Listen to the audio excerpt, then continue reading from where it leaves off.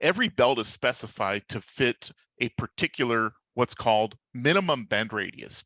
And that refers to how big the pulley that belt is wrapping around can be. If the belt is got too small of a minimum bend radius for the pulley that it's sized for, you can get what's called top cover cracking. So you want to make sure that the belt doesn't exceed the size of the pulley that's it's spec'd for. So in this example, the diagram on the bottom left of your screen, you can see pulley 1 is larger than pulley 2. If I put the belt that's spec'd for pulley 1 and wrap it around pulley 2, which is a smaller diameter, I've exceeded that belt's minimum bend radius, and that will cause this top cover cracking, which is photographed on the right-hand side. It's very narrow cracks, typically found just in the surface or the top cover of the belt. Now, winged pulleys, winged tail pulleys or winged take-up pulleys can also create top cover cracking. When you're wrapping a belt under high stress or high stretch around a wing pulley, you're putting excess stress at the points where those wings make contact with the belt. You can see that in the photograph that I've shown here on the left. You can see how that belt looks to not be making a smooth transition, but yet a sharp transition as it approaches those wings. So winged tail pulleys can also be problematic. The reason why plants will use, or mines will use winged tail pulleys, is to prevent material from being trapped in between the pinch point between the belt and the pulley as the belt enters that pulley, as shown on the top diagram on the right. A better practice would be to use a steel drum, but protect that pinch point with what we call tail pulley protection devices. Typically, those might be called plows.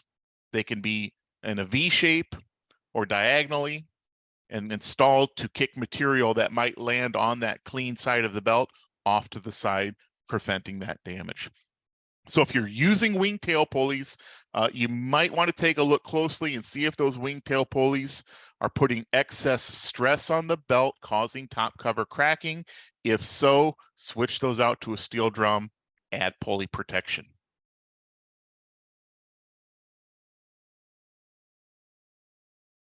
All right, let's talk real quickly here about what we call ply separation. When sourcing belts, most belts are going to come as what's called a cut edge belt. It's just like it sounds, and that's what's photographed on the right. However, cut edge belts in very, very high moisture material or in very wet environments, that carcass can absorb that moisture and cause what we call ply separations. In ply separations, the carcass absorbs that moisture and starts to swell and separate. So if you're seeing ply separation, you may want to consider what's called a molded edge belt, which is pictured on the left.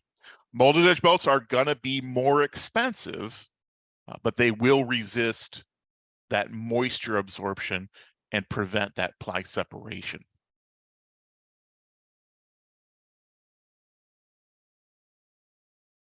Junction joint failure can be incredibly problematic. It can create a lot of belt tracking problems. It can cause premature failure of the belt itself. Junction joint failure typically will show itself first as an improper wear on the return roll. If you look at the photograph on the left, you can see that that return roll is not wearing, the paint on that return roll is not wearing evenly. It's wearing excessively in the middle and on the outsides.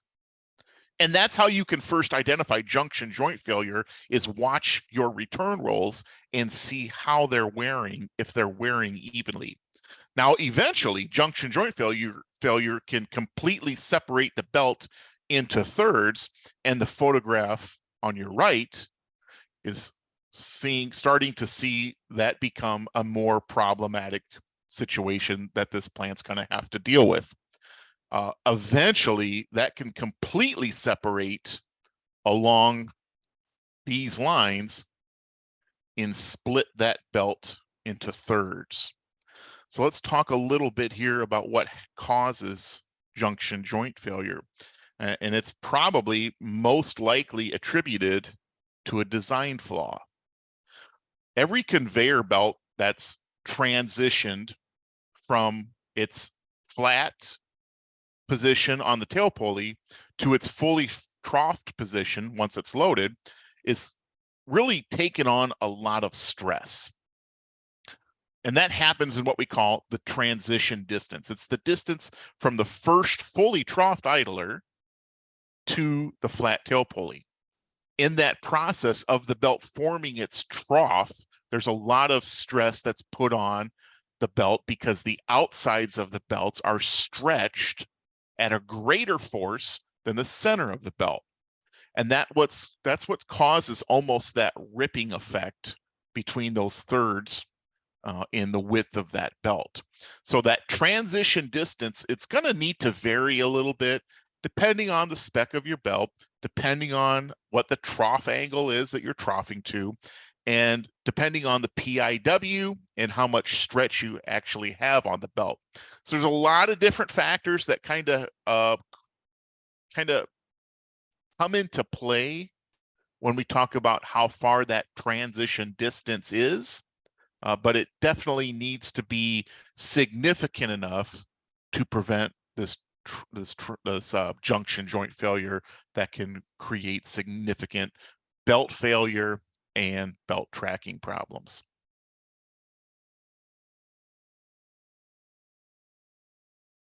Entrapment damage is grooves in the belt from trapped material.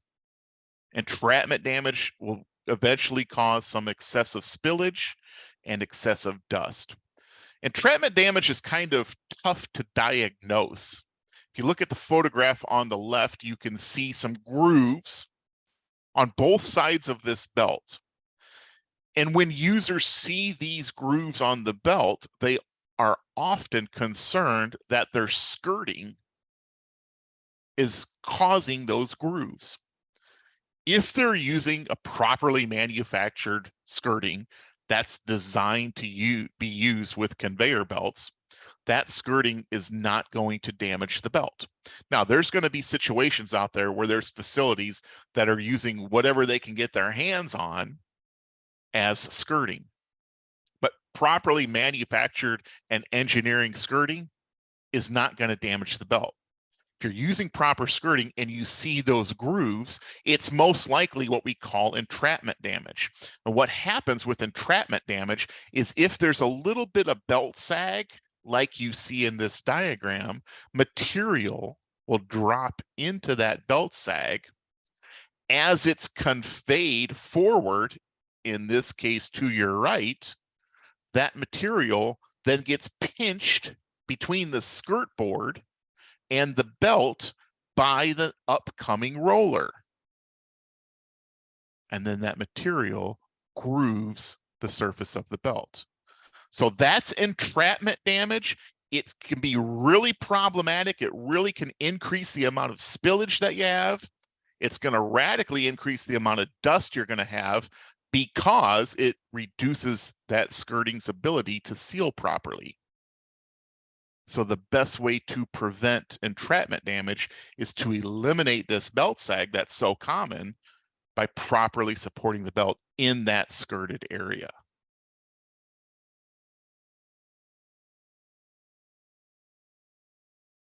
All right, let's talk briefly about heat damage. Heat damage is just like it sounds. It's damage to the surface of the belt, and it's caused typically from hot material being on the belt. It's mostly found where the material is hot on the belt and when there's hot cargo on the belt. So if you look at the photograph, you can see that that heat damage is more identifiable in the center of the belt where the cargo lies because of its trough. Heat damage makes it very, very difficult to clean the belt. The belt scrapers can't get into the cracks that are caused from heat damage. Now, a lot of people get heat damage confused with top cover cracking. Top cover cracking, the cracks are very narrow and typically found the entire width of the belt. Heat damage, the cracks are further spaced apart and they're more pronounced where that cargo lies in the center of the belt. But I want you to take a really close look at this photo, and I want to point something out to you here. If you look at this belt, it's clear there's a significant amount of heat damage in the center of the belt. But in this example, there's also heat damage out here on the edge. So what that tells me when I'm looking at this photo, what that indicates is that at some point along this conveyor, there's a seized idler or there's structure that belt's bumping into, causing friction, creating a little bit of that heat damage. So if you really examine your belts as they're being used, it really helps you identify what's going on, where the problems might lie, and this is a great example of that. When I've got some heat damage on my belts, is there any way to temporarily fix the belt, or should I immediately get a new one? Heat damage is a lot like a lot of these other types of damage in that it typically can only be prevented. As with most of these types of damage, the best practice is unfortunately not going to be to repair the damage. It's going to be to prevent it next time. And heat damage is kind of the same way. Now, I've heard all kinds of stories of operations that have spliced their belts together vertically when they've had junction joint failure, or operations that have put an epoxy or some type of belt repair product when the belts got heat damage or top cover cracking. I think those solutions are probably okay when you're in a situation that you've got to operate. But really the best practice is to make sure the next time you source that belt or replace that belt is that you make sure that you spec it differently to prevent the problem that's causing you to change it out in the first place.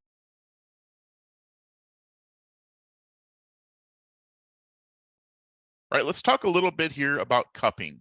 It's very difficult to track a belt properly when the belt's cupped. If you've joined us on any of our belt tracking webinars or in our live classes, you've probably heard the phrase, all rolling components steer the belt.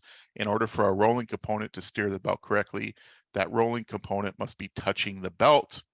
And if the belt's cupped, that rolling component can't touch the belt properly. So cupping comes from exceeding the troughability of the belt. Every belt is rated to trough to a certain degree. If you force that belt into an idler that is greater than the belt's troughability, you'll eventually cause that belt to cup. Cupping can also come from heat. Sometimes chemicals can extract polymers from the top cover of the rubber, and that can shrink that rubber at a different rate than the bottom cover, and that can curl up or cup the belt. But one of the most common ways that belts can get cupped is when they're over-tensioned. And belts being over-tensioned, too much stretch on that belt, can be fairly easily identified because they'll elevate or lift out of the carrying idlers. If a belt elevates out of that troughed idler unloaded, that's usually a pretty good indication that that belt's over-tensioned, and eventually that belt's going to cup.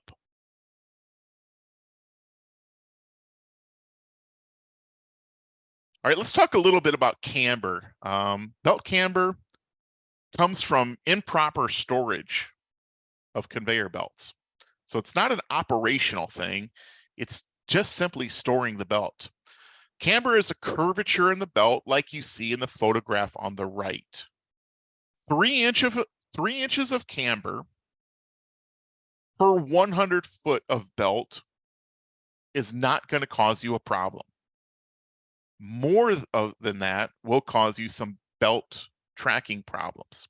So when I say 3 inches of camber per 100 foot, what I'm talking about is, let's say from this point to this point, in that length, if it's 100 feet, then we don't want any more than 3 inches of deviation from the straight line. Now this photograph has got, you can barely see it here, but it's got about 15 inches of deflection from that line. That belt is going to be just about impossible to track properly. It's also going to be very difficult to contain spillage and dust at the load point. If you've got a belt that has camber, you can identify it. It's very complex to test it, as you see in these photographs.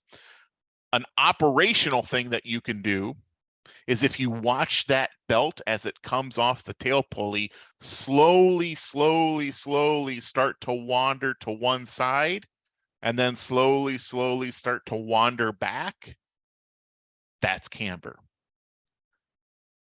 Camber is also called cold flow. It can happen as quickly as in 6 weeks. It's not covered by manufacturer's warranty.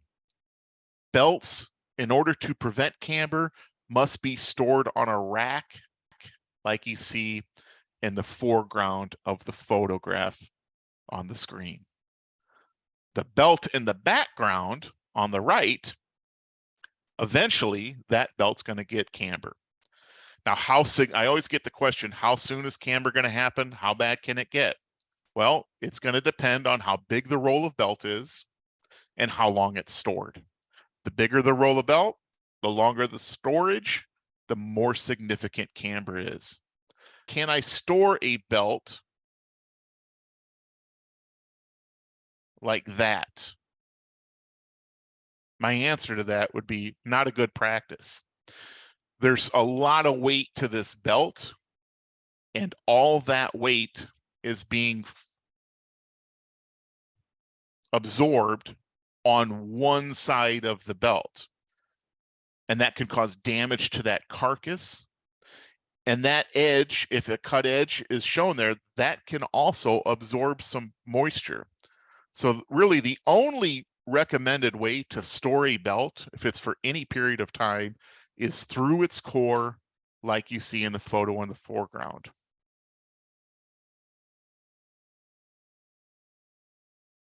Crooked splices are easily identified, especially at the tail pulley, as they jump back and forth. And that's because when you're using those cut edge belts, typically the edges of the belts aren't perfectly straight.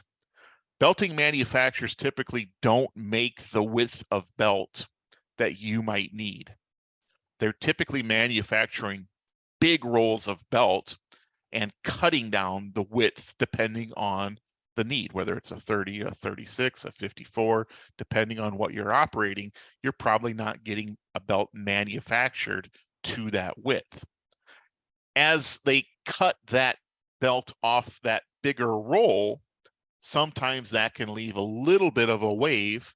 It's so small you won't see it with your eye, but as you square off that imperfected edge, it can cause a crooked splice. So what we're going to recommend, NIBA, if you've ever heard of NIBA before, NIBA is the National Industrial Belting Association. NIBA recommends what's called using the average center line. And what the average center line is just basically measuring from each side of the belt, establishing as close to you can as an average center line, and then squaring off of that average line to get a cut edge rather than squaring off the outside edge of the belt.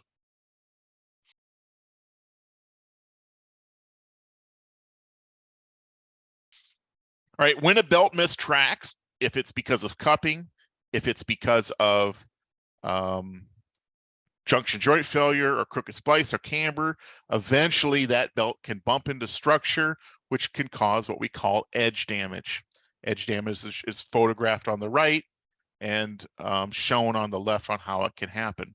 Now, one of the reasons why I've most recently been talking a lot about edge damage is because I've not experienced this. However, a lot of the facilities that we've been teaching classes to have shared with us that in the mining industry, MSHA has cited them for having edge damage. So in the USA, and I don't know of a particular law, but in the USA, we've had facilities share with us that MSHA inspectors, if they've seen cords from the carcass wrapped around rollers, or if they've seen edge damage, they've cited them as a point of friction or potential fire hazard, things like that.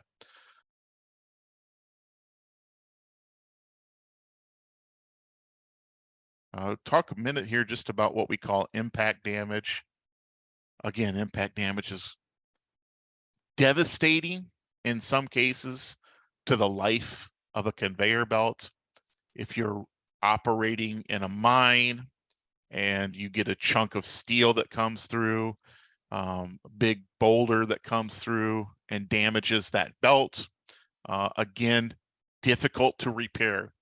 Now, there's some splicing products on the market that might help that belt stay in service if that impact damage is severe, but impact damage is best prevented rather than repaired. So impact damage is just as it sounds. It's random cuts or nicks or scratches in the surface of the belt. It really makes the belt difficult to clean with proper belt scraping, causing your carryback to increase and your cleanup time to increase. And it's acute, meaning it happens instantly.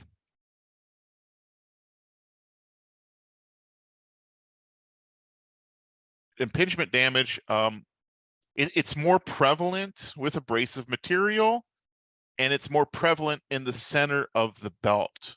The photograph that you see on the right shows an example of a belt that's got significant impingement damage. Most facilities that have impingement damage just think that impingement damage is typical wear. But as with most of the problems that we see with belting, it may not be wear, it may be damage. The difference is that damage can be prevented. And impingement typically is damage rather than wear. Let me share more with you here on impingement damage. Impingement damage typically happens from abrasive material rotating on the surface of the belt. As belt A delivers its cargo to belt B, as that cargo is in a free fall through that load zone or through that chute work, that cargo, as it lands on the receiving belt of belt B, it rotates, it slides, it moves as it settles onto the receiving belt. That process, that abrasiveness, is causing what we call impingement damage. Here's how impingement damage can be prevented. If I was going to drop material straight down onto this belt, as it comes onto belt B, we'll call this B, it's settling, it's rotating, and it's causing impingement damage. Another practice, what we've seen some larger mining operations do, is let that material approach at what we call a grazing angle. As that material settles on that belt at a grazing angle, it's less likely to cause that impingement damage, or that impingement damage may not be significant. Now, when you do this, you've got to be concerned about material building up on here. And in some cases, we've had facilities add blasters on here to prevent that buildup, add blasters here as well to prevent that buildup, but continue to deliver that material at this grazing angle. Another practice, if you can't redesign your chute, another practice might be to let that material drop straight down, and install what we would call a kicker plate at an angle. That kicker plate would then allow that material to strike that surface and be knocked in the direction of belt travel, reducing that impingement damage. So don't satisfy for belts that are wearing prematurely if it's indeed impingement damage. Impingement damage can save a facility millions of dollars over the year, and it should be and can be prevented. How do we avert impingement damage in a reversible conveyor? Great question. It's very difficult. You want to bring your load as close to the load point as possible. So if this belt travels in both directions, you could put a diverter gate in here where material, if it's going this way, goes like that, and then slide that out this way, and then change it out with a flop gate or a diverter plate that might slide out that way. That's a complex situation. In those reversing belts, there's not a whole lot you can do. You might be living with a bit of impingement damage.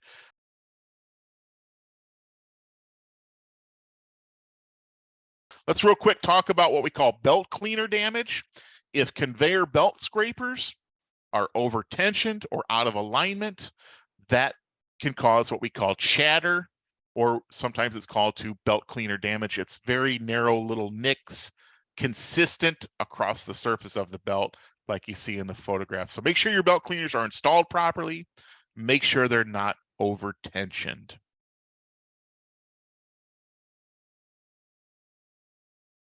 Let's talk a little bit here about abrasion damage. If you've got excessive spillage at your load zones, button those up. Excessive spillage is so problematic. It's going to cause safety concerns for cleanup. It's causing increased downtime to clean up, manpower increases to clean up.